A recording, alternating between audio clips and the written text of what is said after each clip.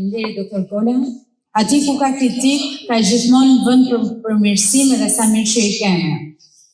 Para se të vazhdojmë më tej, unë dua të ftoj Domflet Kalaj nëse ka një fjalë për të ndarë me gjithë publikun, me doktor Camajn edhe të gjithë ne. Me ta thamë drejtën e shpirtit, nuk kam pas tamam kohë, megjithëse kam sken me lexu komplet librin, jam vënë ndjeni fort te librit, më ka pëlqyer shumë edhe çdo libër për mendimin tim, çdo libër, çdo vepër që del, është një penelat, kjo se mund me thanë të portretin e Shqipërisë, që e ban portretin e Shqipërisë sa më të bukur. Edhe falenderoj edhe shoqatën Malësia që e ka organizu këtë, edhe që ka zgjavë kishën e Shqipalit për mu ba dhe ta një që jeni këtu prezent, sepse me të vërtet është rast edhe arsyeja për me gëzu.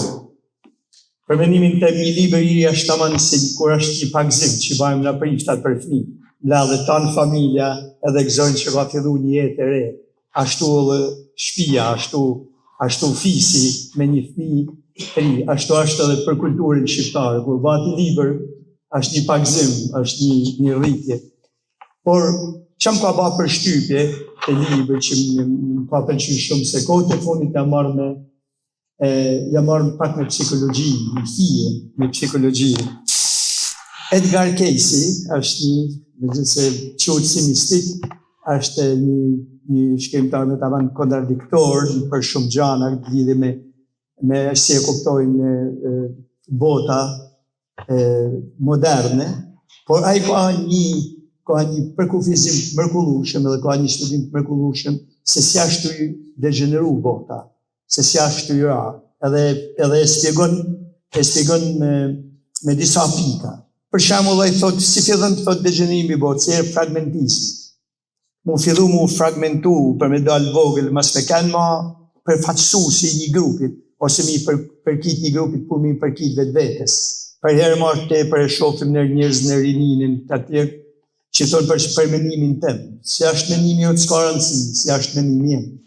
Kërojmë atë botën e vogël, atë botën tonë, edhe pranojmë për me hinë botën tonë, vetëm ata që na provojnë se na drejt, që prove us right. Pra vetëm atë pëlqejmë një atë person që përkon mendimet e mia, atë e levdojmë, atë e përkrahim, edhe atë i munoh në mi të ku. Kja është aja. Atëherë thotë fillmas kësaj, thotë fillon një izolim. Fillon shkputja, thotë Edgar Cayce, kur parashikon armën, edhe thotë ka marrë një moment, thotë që na shkput na krijon një individualitet tonin, që rritet për vetvetes tonë, edhe për atyre që na pëlqejnë, ne edhe idejat tona, ose kur i shohim idejat tona të reflektume aty më, vetëm atë pëlqejnë. Atëherë thotë fillon e faza e dytë, që vjen fillmas kësaj, kur fillon zhvetnimi, sepse shqip mendojnë se je vetë. Nuk e ma nëras, nuk e, kjo se mune me thani, nuk e një cakt për ku për mu maj. Edhe në këtë kohë nërhynë fuqit që janë forcat më të mëdha, që mune me kanë ideologji të partitë me rralla, edhe atëherë në ata krijojnë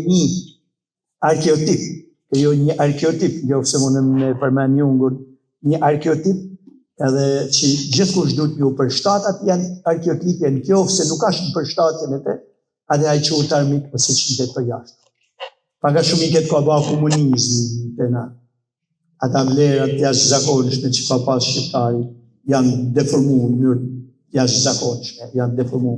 Pra nejtë e toni një farë mënyrë të është ai që do një sa do një arratis, do në mu shkut, nuk mundet përmjetu men, për me rujt qa po shkon për një vend, për një ferë tjetër.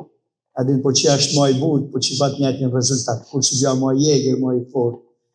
Kur se marë ku ka një diqa tjetër, është ta mandishton atë krizën, jo se mune me thanë, që kërë të i kriju konfliktin, por që gjenë pashen, për me nëjtë aja sakta, atë e vërteta, atë vërteta të anë, dhe aty e gjenë forcën, aty e gjenë durimin, për me mjetu edhe për një balë të tanëve. Për e herë, tu i lexuat librin që më shkote shatë, sa herë dhe për parasysh Dostojevski, atë një formë tjetër, për me disa aspekte të psikologjisë, një fjallë ju keni gërmu, sidomos në përmjet e personazhet, markut e tunimit në subkonshëm. edhe kemi punë për një libër të koshencë që na tjetë me mujtë me pa edhe me gjendje praktikë.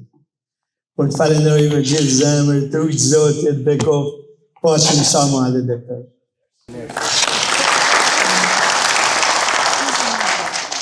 Çka me thonë pas sana këtone këtyre fjalëve, çka me thonë tjetër, çka me shtua, çfarë të shtoj?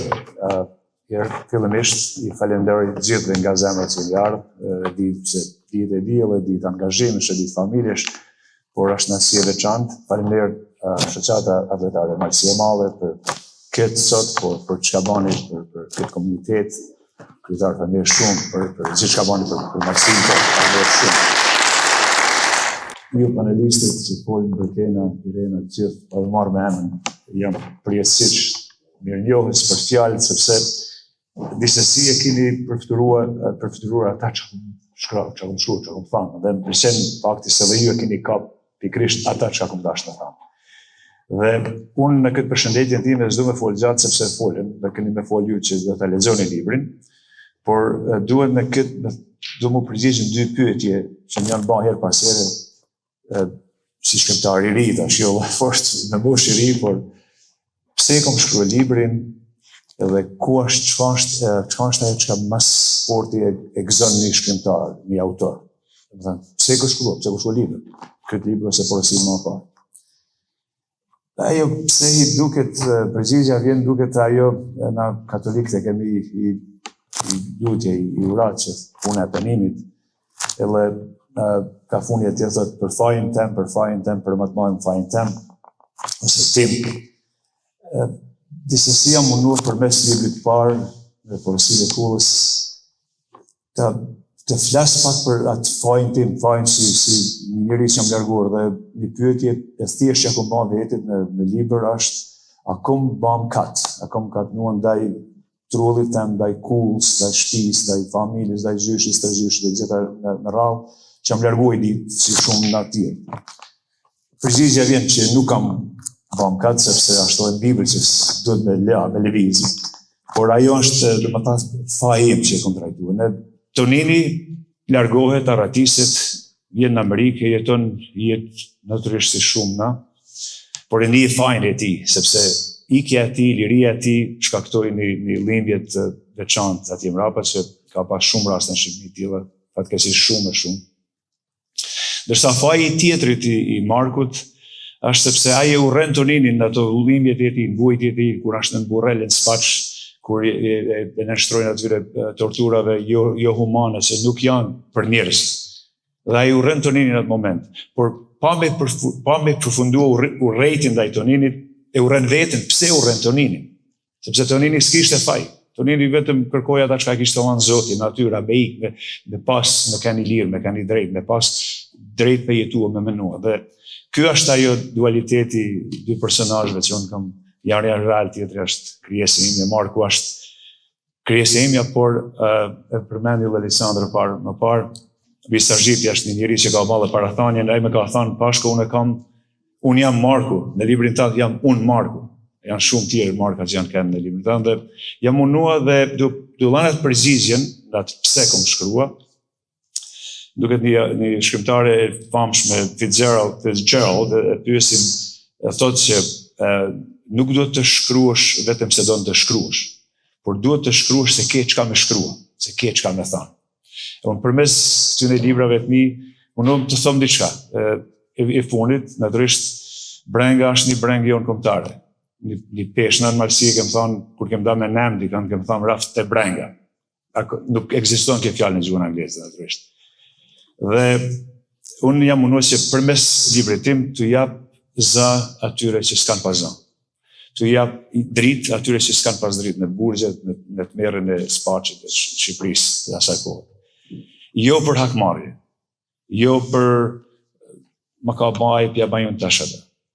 Kjo është edhe ai kuptimi i ngritjes sonë shpirtërore, që besojmë në një Zot të vërtet, që të mësohet, të dinë, mos të harrojnë, sepse ajo që shkruhet mbetet, nëse nuk shkruhet s'ka ndodhë.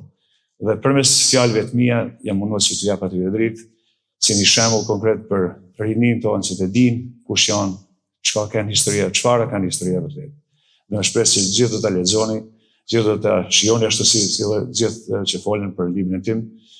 Edhe faleminderit shumë të gjithë edhe mirë nga zemra. Ju dua, faleminderit shumë.